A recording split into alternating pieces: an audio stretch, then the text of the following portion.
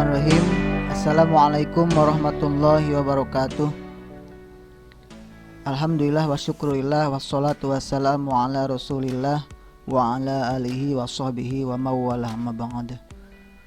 Dalam kesempatan yang berbahagia ini, saya akan memaparkan penjelasan tentang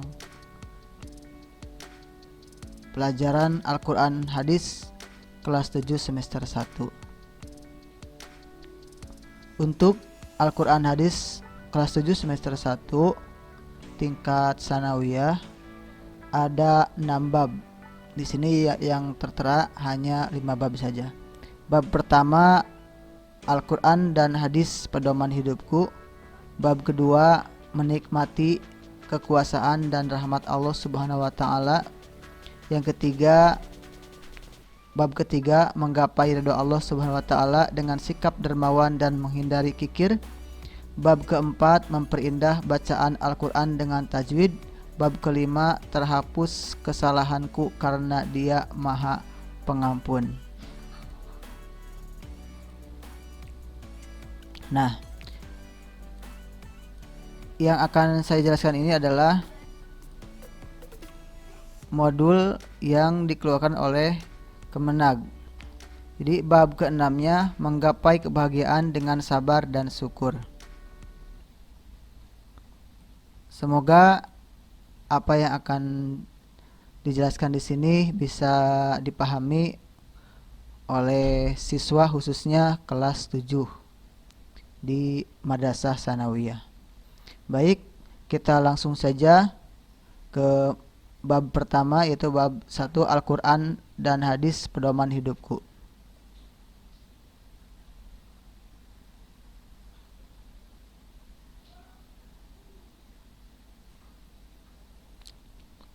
Nah, yang pertama,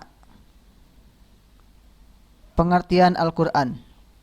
Menurut cendekiawan Muslim Quraisy Shihab, kata Al-Quran berasal dari kata kerja qoro'a yang berarti membaca, dan kata dasarnya adalah Quran yang berarti bacaan. Qoro'a yaqra'u Qur'an, qira'atan, qira'atan. Nah itu kalau di tasrif.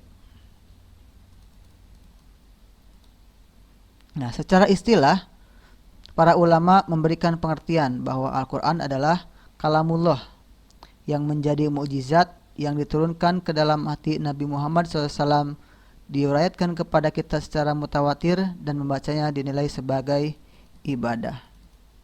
Dari pengertian tersebut dapat dipahami bahwa pertama, Al-Quran merupakan kalamullah, artinya bukan ucapan Nabi Muhammad SAW, malaikat, atau makhluk lainnya, tetapi firman Allah Subhanahu wa taala yang diturunkan melalui wahyu yang memberikan jaminan kesempurnaan dan terbebas dari kekurangan. Kedua, Al-Quran merupakan mukjizat, artinya hal luar biasa yang diturunkan kepada Nabi Muhammad SAW. Ketiga, Al-Quran diturunkan secara mutawatir, artinya riwayat yang disampaikan oleh 3 orang atau lebih yang memiliki kualifikasi terbaik sebagai orang-orang yang berakhlak mulia, sempurna kemampuan hafalannya, dan tidak pernah berbohong. Keempat, membacanya merupakan ibadah. Membaca Al-Quran menjadi tanda keimanan seseorang. Semakin tinggi imannya, semakin sering dan sungguh-sungguh membacanya. Maka semakin sering membacanya, semakin meningkatkan keimanannya. Yang kedua, nama-nama Al-Quran. Allah SWT menyebutkan Al-Quran dengan berbagai macam sebutan.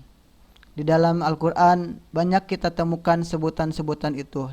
Di antaranya adalah Al-Kitab atau Kitabullah. Dapat kita temukan di dalam Quran surah Al-Baqarah ayat 2. A'udzubillahi minasyaitonirrajim. Zalikal kitabu la raiba fihi hudal lil muttaqin. Kitab Al-Quran ini tidak ada keraguan padanya, petunjuk bagi mereka yang bertakwa. Quran surah Al-Baqarah ayat 2.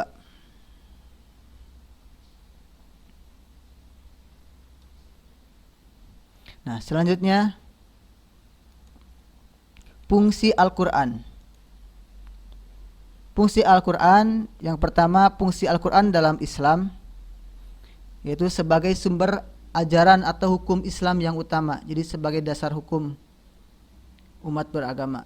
Yang kedua, sebagai konfirmasi dan informasi terhadap hal-hal yang tidak dapat diketahui oleh akal. Yang ketiga, petunjuk hidup manusia ke jalan yang lurus tentang berbagai hal. Dan yang keempat, sebagai pengontrol dan pengoreksi terhadap ajaran-ajaran masa lalu, yaitu Injil, Zabur, dan Toret.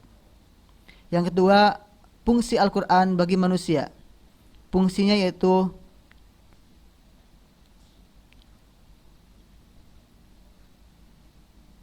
fungsi Al-Quran bagi kehidupan manusia dapat diketahui dari nama-nama lain Al-Quran itu sendiri. Setiap nama Al-Quran yang ditemukan dalam Al-Quran memiliki arti yang menunjukkan fungsi dari Al-Quran tersebut. Misalnya Al-Huda sebagai petunjuk, Al-Furqan sebagai pembeda, dan lain-lainnya. Nah, di sini untuk penjelasan pengertian Al-Quran, nama-nama Al-Quran, dan fungsi Al-Quran, mudah-mudahan bisa dipahami. Dan selanjutnya ada tugas yang harus dikerjakan ya. Apa tugasnya? Ini dia, ada di tabel ini. Namun sebelum mengerjakan tugas, tulis pertanyaan-pertanyaan di bawah ini di buku tulis, kemudian jawab dengan benar. Yang pertama, jelaskan pengertian Al-Quran. Yang kedua, apa saja fungsi Al-Quran. Setelah pertanyaan ditulis kemudian dijawab dengan jelas, baru buatlah tabel seperti ini. Nomor, nama lain Al-Quran, artinya, dan terdapat di dalam Quran surat apa, ayat berapa. Dan teks ayatnya juga dicantumkan di sini. Contoh seperti tadi, Al-Quran sebagai Alkitab. Zalikal kitabul la raiba fi. Itu diantaranya. Semoga video yang singkat ini bisa dipahami dan bisa bermanfaat untuk semuanya. Terima kasih. Subhanakallahumma wa bihamdika asyhadu an la ilaha illa anta astaghfiruka wa atubu ilaik. Assalamualaikum warahmatullahi wabarakatuh.